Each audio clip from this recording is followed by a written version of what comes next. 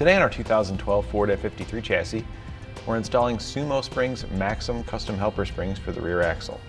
Part number SSR-180-54-1. And this is what our springs are going to look like when they're installed.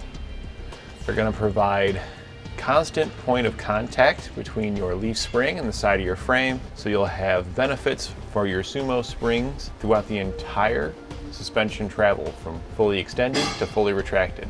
These springs can compress up to 80% to provide varying amounts of load leveling carrying capacity. You'll have one on each side, so if you have an uneven load, you'll have one spring applying more pressure than the other to help balance that out. Additionally, it'll help increase the smoothness of your ride because you're going to have a proportional amount of spring tension the more it's compressed. It'll also help reduce sway, so if you're hitting any uneven pavement, these will help absorb some of that road shock and minimize the amount of sway you'd have. And when wind is hitting up against the side of your motorhome, these will also help work in conjunction with one another to help minimize that sway.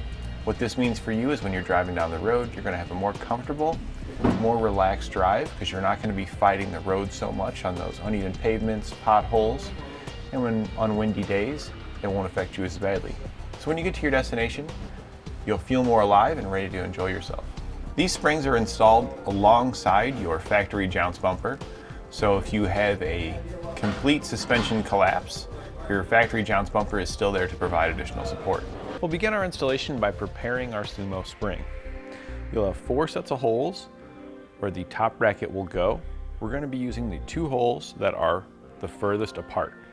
We'll take our bracket, slide it on top, line up those holes, then use the shorter bolts that comes in our kit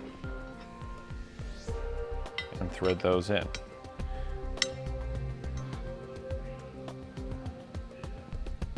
We can go ahead and tighten both of those down with a 9/16 socket.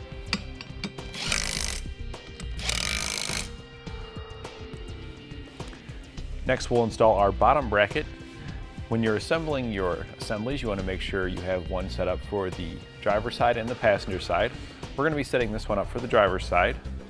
So our frame will come on this side since it's our driver's side here. We want this bracket to sit just like this below it. So we're going to go ahead and line those up. We'll flip her over. So we know we have the correct orientation. We'll take the 1 hole here on the bottom and line it up with the 1 hole in our bracket and use one of the shortest bolts to thread that in. We can go ahead and tighten this down as well. You want to try and keep those square as possible, your upper and lower brackets. You'll assemble your passenger side in the same manner. Just remember that your brackets are going to be facing the opposite way, and you want the little ear here on your lower bracket towards the rear. Now we've gone ahead and removed both the wheels on our driver's side, so you'll want to make sure you lift up your vehicle. We use the load leveling jacks to do that. You'll want to make sure that you put some stands under it to support that weight. This way your axle can hang. We'll take our Sumo spring now. We're going to set it up right there. You want to make sure that the small angled bracket here on your lower end goes on this side of our U-bolt here. Just want to make sure that it goes on the other side of it. Next, we'll take our carriage bolts. We're going to slide down through the square openings towards the rear of our lower bracket. We're going to go on each side of our leaf spring. Now on the bottom side, we're going to take our lower bracket. We want to have it in this orientation with the slotted edge towards the outside. That'll ensure that we clear our bolt on the back side of our brake caliper.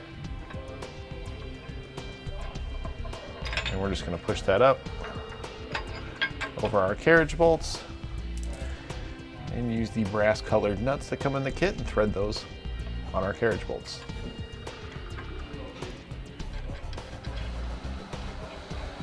We can now tighten those down with a 9/16 socket.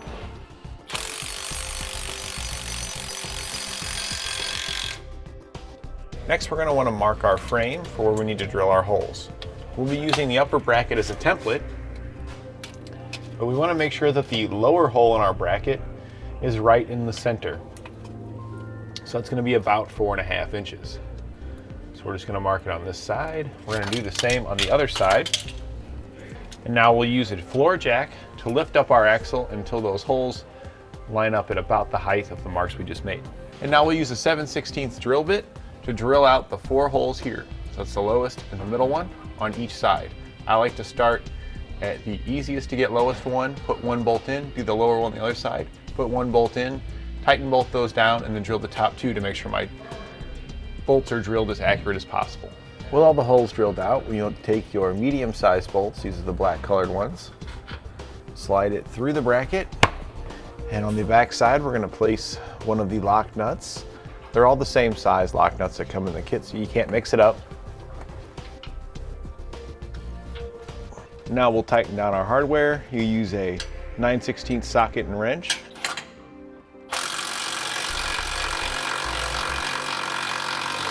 And now with all 4 bolts tightened down on our upper bracket, we'll repeat the exact same procedure on the opposite side to get that one installed. And that completes our installation of SumoSprings Maxim custom helper springs for the rear axle on our 2012 Ford F-53 chassis.